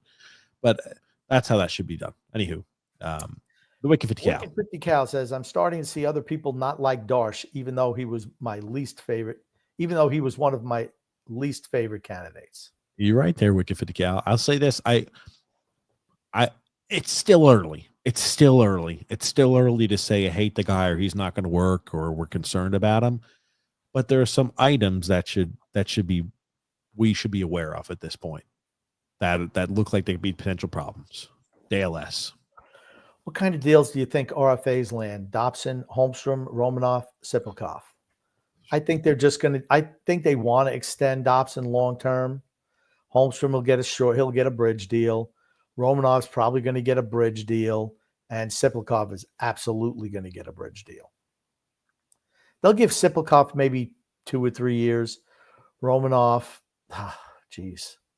if they keep him, right? Holmstrom will get 2 years. They want Dobson signed long term. He's a free agent in a year. I mean, is Romanov too? Is he a free agent in a year? Yeah, they have 1 year left on a restricted free agency, both of them. Well, maybe Romanov gets a 4-year deal, 5-year deal. Dobson they want to get for 8. Holmstrom will get 2. Sipelkov will get 3. I'm not even going to guess on the money. Oh, God. I'm going to say this. Dobson, if he's going to get an 8-year deal, is getting $10 million a year. And I just hope that's done before I'm gone. It won't That'd be great. It won't be? Probably. Freedom Fund Adventure. Oh, my God, Grumpy. You can't just make stuff up. Darche was heavily involved in Tampa Bay with everything. That is not true. It is not true. I'm sorry, TJ? We don't really know. Could be, could not be. What we're hearing is he was a little bit less involved than what we thought. Yes. And it could be either or. What we could be hearing could be completely false. What we could be hearing could be completely true. I'll say this. We don't know his level of involvement with Tampa. And just like when we said he's the backup quarterback right now, he still kind of is. But I'm like, in practice, he threw 3 picks today. What is that going to look like on Sunday's game? Go ahead, Grump. Sorry. Riesbaugh was a great boss and gave him exposure to everything. Top hockey minds say Darche is a badass. That's just not what we're hearing right now. I'm just saying that's not what we're hearing. Yeah. He might turn out to be something, but he's going to have to make it happen with the same guys who've been in the organization forever. He's going to have a lot of personal and professional growth ahead of him if he wants to do that. Here you go. State of survival. The combo with Shanny was too short. I think it came down to dollars. Shanny would be looking for 10+ million. I think he absolutely wanted the money, but he also wanted to be in charge of the operation. Everyone who turned the job down because they were not in charge of anything. When you are keeping everyone in the organization who's been there for the failings for the last 4 years, and they have no power to clean house, who's taking that job? Yep, because you're going to get as a general manager, you're going to get branded as, why were you so unsuccessful? But really, you're hamstrung. Jake. I told you guys many years ago that nobody would want to replace Lou given the roster construction. That's right. It's going to be many years before anyone can change this roster with all these lengthy contracts. It's not even that. We thought the most important thing in this offseason was going to be to revamp the minor league system and gut the scouting staff. And they made sure that Lamoriello made sure that those guys are in place at least for another 2 years. Craig, the regular human bartender. Lou really hamstrung the incoming person, which is why people turned down this down. Absolutely. However, I think there's a possibility after this offseason that things will change for the better. You think they're eating all those contracts? I don't know. I think it's still going to be an awful lean front office. Tells me that ownership doesn't want to invest in that, maybe, right? Yeah. ownership could be a real problem here. I mentioned it before, and I'll mention it again. I think ownership is the real potential issue. Freedom, fun, and adventure, Grump. You guys are jumping all over Darche, and you're flat out making stuff up to make points that aren't valid. Valid or logical. I don't know. Here's the thing, Freedom, fun, and adventure. If Chris Lamoriello, who's got 5 postseason wins in his 22 seasons being an AHL GM, is still the assistant general manager in AHL GM come the start of this season, Freedom, fun, and adventure, will you say that maybe he was given an extension? I don't know. I think you need to entertain it as a legitimate possibility. I've entertained it as a possibility, and that makes sense. It rings true. It rings true to me, and that's fine by my book of view right now. If it rings true, I'm going to accept it. Thomas Antonetti. Draft Schaefer and trade with Utah to draft Hagens. Plain and simple, simple and plain. We've got to bolster our pipeline and trade for Howard as well. Those players with Richie in the fold give us promise. I agree that they absolutely should draft Schaefer. I don't think they have enough ammunition to trade up for Hagens. Now remember, P.T. Darche said that Romanov is one of the core players of this team. Utah needs left-handed defensemen. If you could move him and something, not next year's first-round pick, to get Hagens, okay, that's fair. And if you're able to sign, Darche should know something about Howard. I don't know if he does or not, but he should know something about him. And if he signs him or makes a trade, a third-round pick for him or whatever, I'd be happy with it. Yeah. I mean, now Tampa doesn't have to trade him for anything less than a second, I think, or a third, because they get a compensatory pick if he leaves. I don't know if that's a third-round pick or what. I don't know. Okay, Matthew Carbone says, let's see what Darche does in July. You both were so high on him, LOL. I think, as I mentioned, it's because he's like the backup quarterback, and I'm seeing the backup quarterback throw a few picks in practice. I'm like, oh, eventually you do have that realization that sometimes the backup's not always the right QB, and I'm like, I think that may be the case. It's early yet, though. I was high on him only if we got an established hockey ops guy. Like, I thought Bergevin being over the top of him is what I wanted. But when they gave him all the power, nope. Or no power, actually. When you find out more, you realize what transpired. Freedom from adventure, Grump. TJ, have you guys gotten Grumpy to a doctor? Not a primate doctor. What is that? Lil? Like Doc Page, but a real doctor. His reading is getting worse. Well, okay. You know what? Freedom from adventure. No offense. When you fucking just throw random letters up there and I got to try to decipher them, it's difficult. His reading is getting worse. He's flat out making stuff up, and he doesn't exercise at all. Grumpy exercises. He walks. Absolutely. He walks. Yeah, his reading is getting worse. I've called him out on it. I said, Grump, your readings get worse. I don't know if it's because he's watching the TV or what it is, but he's not making stuff up. I'll say this. Because the words, I try to read the words that are written as opposed to trying to guess.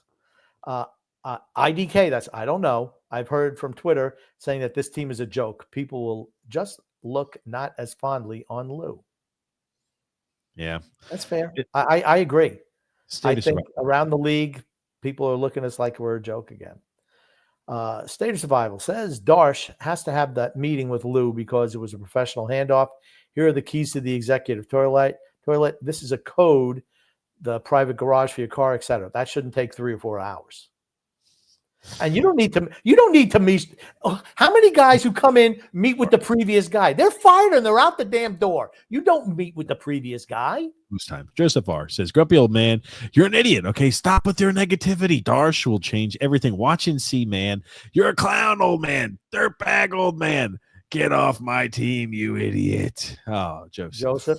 As long as you come back when you realize that I'm right, and you will, and you say, Grumpy old man, I bow at your feet. You are the master. I am nothing but a servant. That's what I want you to say when I'm proven right. Grumpy's and it's going to be here faster than you think. Dean M says here, Malkin might be the problem here. Yes, he is the problem. Possible. Yep. I've heard that there's some, he's a problem. State of Survival says here, after Darche, Wall will be our GM. No shot. Frank says here, Grumpy old man, you don't know what you're talking about. Well, how can you judge Darche already? Stop being like Lou. I just think it's okay to have some initial worries. Grumpy's already fully in one camp. I have some initial worries. That's what I do have. And JP, we read that one earlier. Thank you for that. Matthew C says here, Malkin is a joke. Who will see in 2 or 3 years? We will see probably in 2 Yeah. years. JK. I don't blame him keeping Pellegrini. He's the cap guy and make sure that the numbers add up for whoever's the GM. I doubt he has say on roster construction. He absolutely does not. Here you go, Jeremy Ford. Darche isn't going to be making moves right now. He'll wait until the playoffs are over. I don't think he's going to make any moves. He's certainly not going to make any moves. How many moves for the front office is he going to make when your scouting staff has been retained for 2 years and your assistant GMs have been extended for 2 years and your coach is making decision on the assistants? Right? Okay. Rusty Shackelford says, nobody except someone who was going to meet every demand from the old man and ownership was going to be fired. I think that's fair. It was a rubber stamp. You had to be a rubber stamp guy for everything that's happened so far. Jeremy Ford Hamlet says, most teams wait until the playoffs are finished out, courtesy of the team, and then the action happens. Well, that's not happening with the Rangers. Jeremy adds, let's revisit this conversation after July 4th. We can. That'll be fine.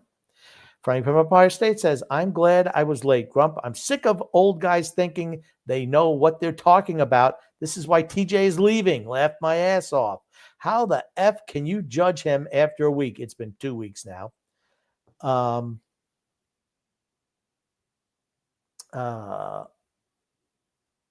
Okay, it looks like that one disappeared. Thanks, X. TG goes, Pierre Maguire on his podcast this week. It's SOP, standard operating practice for an outgoing GM to take care of his staff before he leaves. He said this was a non-issue. Really?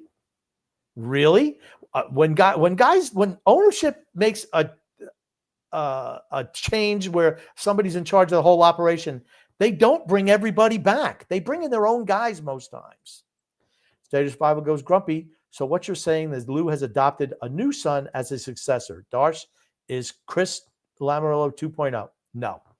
I think ownership just made sure to sign him, and he's just the path of least resistance. He wasn't going to put up a fight. The Islanders went through the same thing when they signed Neil Smith. He wanted to do change, and he just 40 days and he left when Charles Wang was the owner. Just left. All this sharing spot stuff, just no. You need one guy in charge, and we don't have that right now. JP says, guys, I cannot believe that you guys are burying this guy, PT Darche, without any real information. Y'all are actually surprising me. Okay, that's fine. Let's watch what happens. Just watch what happens. Guggen says, what is more dangerous, being young, bald, and stupid, or being fat, drunk, and stupid? Well, if your name is Flounder, fat, drunk, and stupid is no way to go through life. Jake P says, the scouts definitely do need to go. Well, they ain't going anywhere for 2 years. Resigns the whole scouting staff for 2 years. No change. No change. Frank Fremmer says, I'm so sick of the Islanders' negative bullshit. We have young studs in the minors now and this first-round pick. Cut the negative BS. Please let it go. What young studs do we have in the minors right now? They're in college. Nick D says, Grumpy, TJ, how are you guys doing tonight? Our truth is back. Grumpy, let's wait and see what happens draft day and Canada Day to find out if Darche actually has any power at all. Patience, Grumpy, patience. Well, you can be patient. I don't have to. That's why I make these snap decisions. I've seen these things 100 times before. You can tell you can read the tea leaves. Tony Cheese says, I think Islander fans have some weird PTSD from the last 40 years. I think so. And here's the thing. I want it to work out. I just don't think it's going to right now. State of Survival says, I'm starting to think Chris Lamoriello has a disability. Weird to see a guy like Lou to keep such control over his career. Either that or he has zero confidence in him. I think he's just riding on daddy's coattails for years and years and years. Freedom Fun Adventure says, well, shame on Darche for not doing everything TJ and the grumpy old man wanted done in 2 weeks. He hasn't done anything in 2 weeks. I mean, it's totally fair to judge someone's performance after 2 weeks. That's true. It is fair. I agree. James Cameron says, another bad season ahead. Even worse, TJ won't be with us. That is a shame. We will miss TJ for certain. State of Survival adds, those contract extensions are the same as what Wong did with Snow. It's like a farewell payday. Well, and Snow was in the office every day, sat there every day. I mean, these are the same guys who fired the radio staff over $300,000. Okay. JP says, look, if Lou gave them extensions already, then you guys would be 100% correct. However, don't we need to actually see what happens on July 1st? Okay, you want to wait 3 weeks? Okay, that's fine. You can. Ponyboy Curtis says, boys, mail in your prediction of old Dobby Boy, bridge deal, long-term arbitration offer sheet. Give me a term in AAV with your predictions. I don't know what they're going to do. I think that they want him to sign an 8-year extension. I really think they do. If it does, they're not going to give him a bridge deal. He'd be dumb to take a bridge deal. He's 1 year from free agency. It's either a long-term deal or it's arbitration. That's what I think is going to happen. If he goes to arbitration, I think he might leave. Long-term, I think he wants to stay, though. Who knows? Empire State says, newsflash, anyone has to do what the owner tells them to do. You can't possibly hold that against Darche. We will trade the first for second and take Misa. Well, Lou Lamoriello did whatever the hell he wanted. So that doesn't hold true. You think that they wanted Lou Lamoriello to sign when they were looking to get rid of him in April, that him resigning the whole scouting staff and extending everybody one, offering contract extensions to Kyle Palmieri and Adam Boquist. And you just think that, okay, well, we need to honor that because he did that on his own? Okay. I mean, great. Frank Frumper says, you're wrong, grumpy old man. They did want the job, but they wanted to bring their own coach or whatever, so it wasn't a fit. That means you're not in charge. That means you're not in charge of hockey operations. That's all I'm saying. This guy has done nothing, absolutely nothing. You're right. Other real legitimate former GMs would want to bring in their own guys. You know, they know what works and what doesn't work because they've been in the job before. This guy's a rubber stamp. That's all he's shown me so far. Rubber stamp. PT Darche. Freedom from Adventure goes, Fredo won't be involved even if he is listed. He will be exiled. Pellegrini may have value, but Darche will hire his own guys. Let's see. I'd like him to hire his own guys. Jeremy Ford Hamlet goes, I think they held off on the interviews for GM because they wanted more options. Assistant GMs from playoff teams. Still Dallas. No, they wanted Shanahan. And he just said, nope. When he found out he wasn't going to have a choice of who to pick for GM or who to pick for coach, he said, nope. Jake says, Lou also signed Barzell to a long-term contract. For me, that was the key, as I was used to LaFontaine, Palfi, and Tavares leaving. Okay. Drew says, this is the same thing John Mara did with Gettleman when he was the GM of the Giants. Ownership doesn't have the nuts to disgrace Lou. Well, you know what? They just just said, you're gone. You're done. There's nothing wrong with that. He was here for 7 years. It's not like you're running for Pope. You got to produce or you're gone. Freedom Fund Adventure goes, wherever TJ works would probably hire Fredo. Standards must be low. Ooh, shot at TJ. Ponyboy Curtis says, boys, give Duclair another year chance. If he blows mega cock, then sure, I'm with you. But if he scores 50-plus points, I'll be happy. If he scores 50-plus points, I'll be happy. Do I think it's possible? Maybe. I don't know, though. Just he quit on the team. It's weird to be so. That's the whole thing. He quit on the team. Yep. He quit on the team. TG goes, Pellegrini is a capologist. Who cares if he stays or not? Okay. If that's all he does is cap, that's fine. You know, maybe Darche had his own cap guy in charge. Tampa seems to know how to manipulate that cap pretty good. Islanders have never been able to do it. They've always had to give up draft picks to get cap space. Maybe he's not as great at his job as we think. Jeremy Ford Hamlet says, I guess that means the best you can hope for TJ is to be pretty grumpy, but you'll never outdo Grump to become grumpier or the grumpiest. That's right. Hey, that'll be fine. Yeah. Here you go. Frank says, Son X is an up and comer Up and comer now. Yeah, shocked that one got starred by Sun X. Tony Cheese says, I'll miss you, TJ. I appreciate it, Tony Cheese. Thanks, man. Miss you too. Freedom Fun Adventure says here, these two are making Sun X look like common sense X. Oh, good one.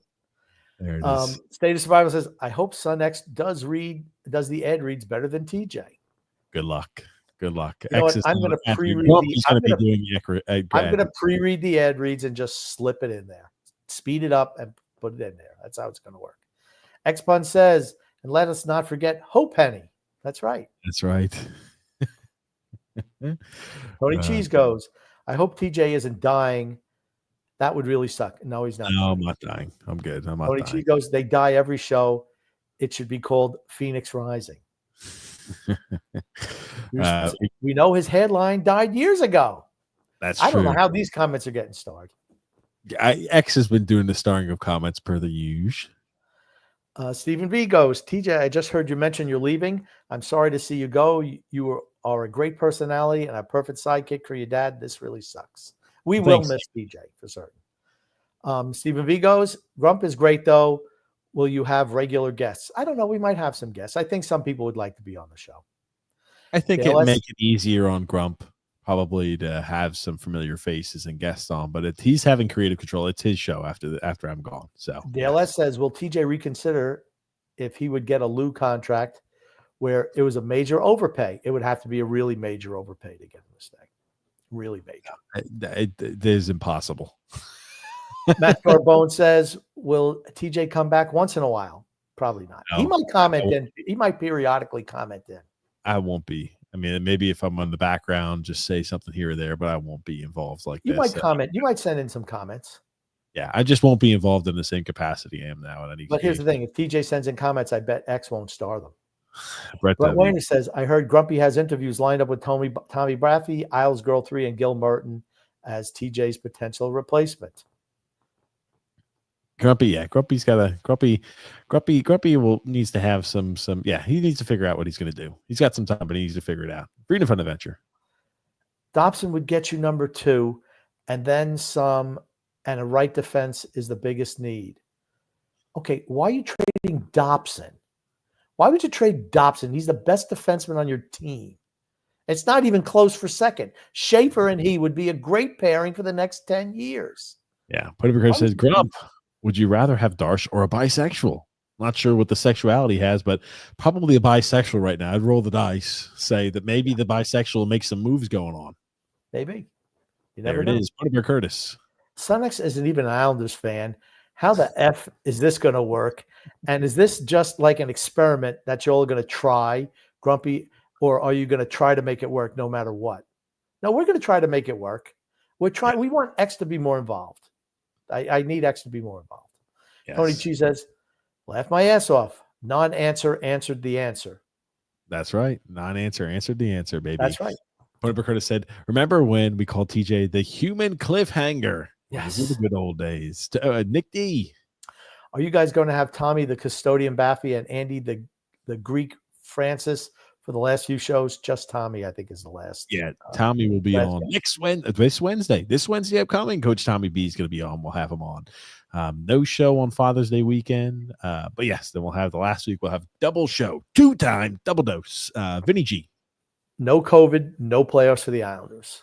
We made the playoffs, but no noise for the Islanders, I think, is absolutely the best way to characterize that. Freedom Fun Adventure. Well, the first year they would not have made the playoffs. They would have been out of the playoffs without COVID. They had before COVID. First year was before COVID. Okay, the second. I think they were talking about the COVID year, the back-to-back Eastern Conference Finals run. Yeah, so Freedom Fun Adventure. Do you want to know the truth about TJ leaving? TJ is starting an OnlyFans career to make more money. Grumpy said he can't be on the show if he's doing that. TJ going to go broke. Wow. That's right. That's right. Going broke. Rick Roma.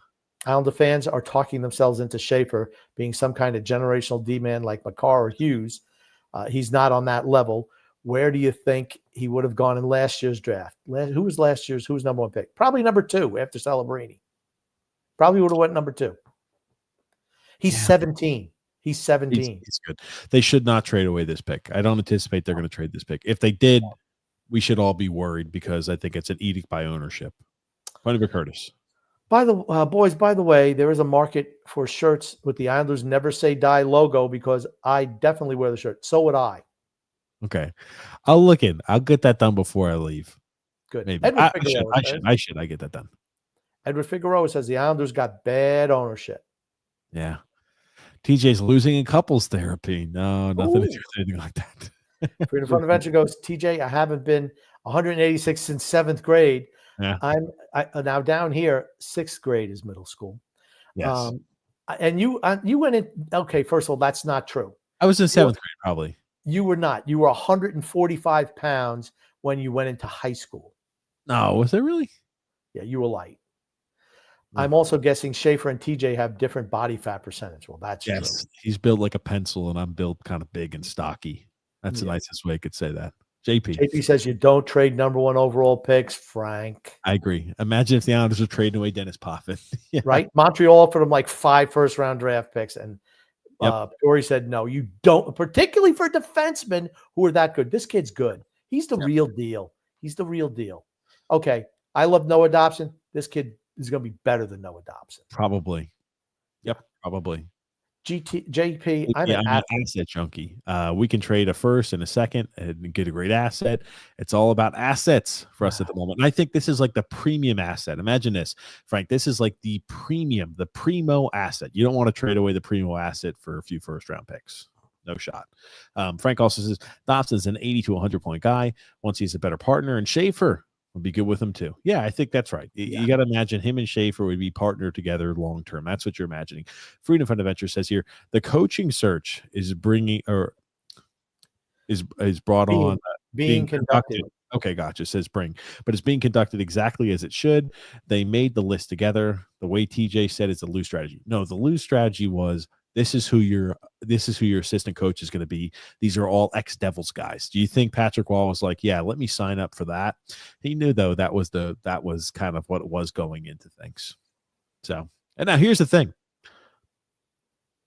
We heard the straw that broke the camel's back was Luke came in trying to blame everything on Patrick Wall and wanted to fire him. And they said, no, that was the straw that broke the camel's back. So Punenberg Curtis says here, if the last show is on Sunday, is it going to be Islanders Never Say or TJ and the Grumpy Man? No, it'd be Islanders Never Say Die podcast. So no matter what, I'm talking about the last show for this one. And it just means that the last show for the TJ and the Grumpy Old Man for me would just be a week earlier. That's all. Punenberg Curtis says here, can you dig up the Anders Lee Patrick Kane fiasco for the last show? I guess I could try. I need to get a SoundCloud Plus subscription or something like that so I can access the old episodes. I had to listen to a lot of old episodes. My God, I'd cringe probably hard just listening to how those conversations went. Yep. Edward Figueroa says ownership wants James Higgins. I think they definitely like the way the story could evolve like that if they did. I think that they want Higgins because of his connection here. Punenberg says here, can we please make fun of the Cuck brothers? Oh, God, maybe on my last one. Oh, man.